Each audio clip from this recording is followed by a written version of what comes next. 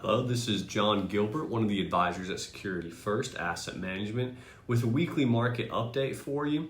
Now, this weekly market update is going to be covering last week in markets, so that is mainly going to be covering September 15th to September 19th when markets were opened last week.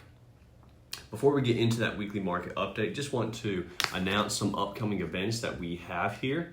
So the first one that I want to announce is the third quarter referral drawing. This is the last month for the third quarter referrals, so that drawing will be taking place in the next couple of weeks coming up. The other event that we have coming up is our Medicare event. Now, as far as that event goes, it is going to be occurring on October 9th up in the Macon office. Our advisor, Chad Payne, will be discussing Medicare. So if you have any questions, if you're going to start drawing Medicare soon, there could be some good information for you there. Or if you want to know about any changes that are going to be coming to Medicare in 2026, or you just want to know more about the different parts of Medicare, that could be a great event for you to attend. Once again, that is going to be October 9th.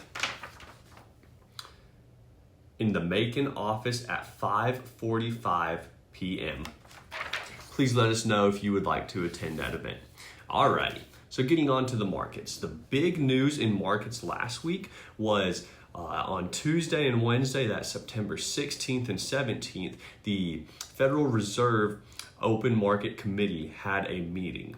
Now, after that meeting, during that time, they announced that they were going to be cutting interest rates by 0.25%, so 0.25%.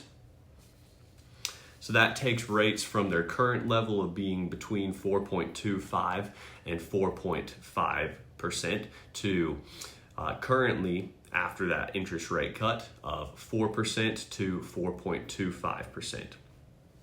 And they also had some signals that they are going to be looking to cut interest rates more this year, a few more times this year.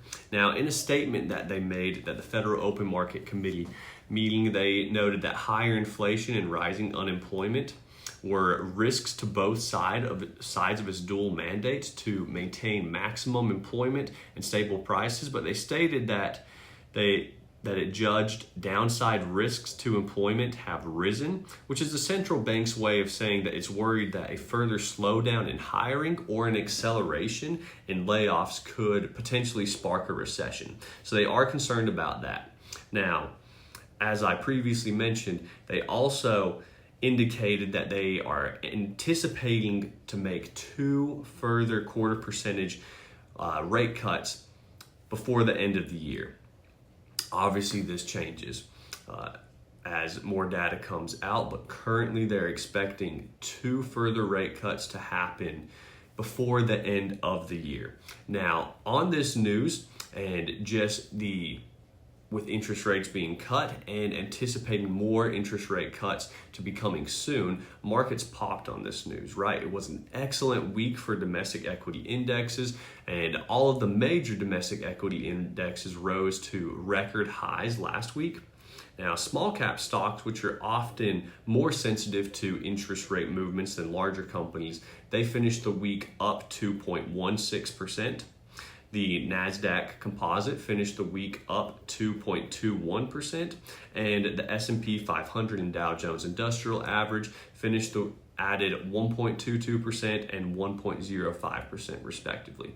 So those indexes are continuing to have gains, and those were mainly spurred by that Federal Open Market Committee meeting last week. Thank y'all so much for tuning in, and y'all have a blessed day.